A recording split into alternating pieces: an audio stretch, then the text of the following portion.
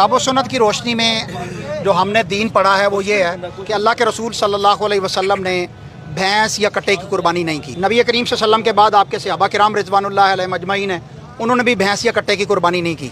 और इसी तरह के आइमाए दीन जो हैं उन्होंने भी कट्टे की कुर्बानी या भैंस की कुर्बानी नहीं की। अस्सलाम वालेकुम वरहमतुल्लाहि वबरकातुहू। अच्छा, कट्टे की कुर्बानी का और भैंस की कुर्बानी का मैं एक दो दिनों से कुछ न्यूज़ चैनल के क्लिप देख रहा हूँ कि जिसमें वो एक जो शुरली मौलवी है जो हर बार कोई ना कोई जो है ना वो नहीं छोड़ता है और वो आवाम में जाके लोगों से जो है ना बल्कि जो छोटे कट्टे और भैंसें जो है ना वो फ़रोख्त कर रहे हैं उनसे जो है ना वो कह रहा है इसकी तो कुर्बानी जायज़ नहीं है, आप इसको बेचने आए हुए हैं, यूँ कर रहे हो। तो ऐसे करके पब्लिकली जाके जो है ना वो आवाम को बदज़न करने की कोशिश कर रहा है। हालांकि जो कट्टे की कुर्बानी है, भैंस की कुर्बानी है, ये बहीमतुल अनआम से साबित है, ठीक है। और जो इस पर तमाम आइमा का इजमा है, ठीक है, पूरी उम्मत का इस पर इजमा है कि जो भैंस की कुर्बानी है, जो कट्टे की कुर्बानी है, ये जायज़ है। और इसके दलाइल में मुख्तलिफ जो है ना वो जो चीज़ें ज़िक्र की जाती हैं। सबसे पहले तो ये कि ये बकरा यानी कि गाय ही की जिन्स से है। तो जब गाय की जिन्स से है तो जिस तरह गाय की जो कुर्बानी है वो करना जायज़ है, इसी तरह इसकी कुर्बानी करना भी, जो भैंस है, ये कट्टा है, इसकी कुर्बानी करना भी जायज़ होगा। और अब देखा जाए तो जो जदीद दौर है, किसी भी तरह से इस चीज़ को देखा जा सकता है कि ये इसकी जिन्स है या नहीं। जबकि मुक़द्दिमीन जितने भी उलमा हैं उन्होंने इस चीज़ को तहरीर किया है कि जो भैंस है ये बकरा यानी कि गाय की जिन्स में से है। जब जिन्स में से है तो ये इख्तिलाफ ही ख़त्म हो गया।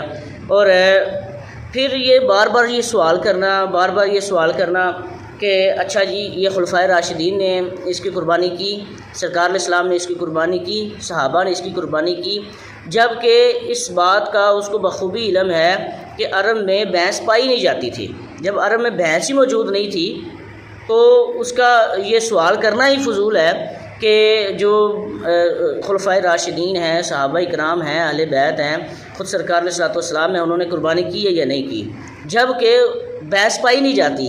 अकल का अंदाज़ा लगा रहे हैं कि किस तरफ जा रही है उसकी अकल, कितना मतलब कि इस चीज़ को ले रही है कि ये अवाम से सवाल कर रहा है। फिर हालांकि इनके जितने भी बड़े उलमा हैं, मैं एक दो हवाला जात आपको देना चाहता हूँ। उन्होंने इस चीज़ को लिखा है कि जो कटे या भैंस की कुर्बानी है ये करना बिल्कुल जायज़ है। ये फतावा उलमाए हदीस है, बाब है कुर्बानी का, जिल्द 13 है, सफ़ा 71 है, ठीक है जी। उसमें है भैंस भी बहीमतुल अनाम का फ़र्द है। बहीमतुल अनाम की कुर्बानी मनसूस है तो भैंस की कुर्बानी भी नस्से कुरानी से साबित है। ये तो फतावा उलमाए हदीस में है कि भैंस की कुर्बानी नस्से कुरानी से साबित है। अब आएँ दूसरी तरफ के फतावा सनाइया है, इनका बहुत बड़ा मशहूर जो मतलब कि मौलवी है, मौलवी सनाउल्लाह अमर तसरी, उनका ये फतावा सनाइया है। उसमें कहते हैं कि अरब के लोग भैंस को बकर यानी गाय में दाखिल करते हैं। हिजाज में भैंस का वजूद ही ना था, बस इसकी कुर्बानी ना सुन्नत रसूल से साबित, ना तामुल सहाबा से। हाँ, अगर इसको जिनसे बकर से माना जाए जैसा कि हनफिया का क़यास है, या अमूम बहीमतुल अनाम पर नज़र डाली जाए तो हुक्म जवाज़ कुर्बानी के लिए इल्लत काफ़ी है। अपनी किताबें पढ़ते नहीं हैं और फिर जो है ना अहनाफ पर तान करनी शुरू कर देते हैं। पहले पढ़ तो लो अल्लाह के बंदे, ये बहीमा ने अनआम में शामिल नहीं है, बहीमतुल अनाम में शामिल है। और बहीमतुल अनाम में जिस तरह 8 जानवर गिनवाए जाते हैं, उनमें 8 जानवरों में बकर के तहत इसकी तमाम जिनसें आएंगी, तमाम किस्में आएंगी इसकी।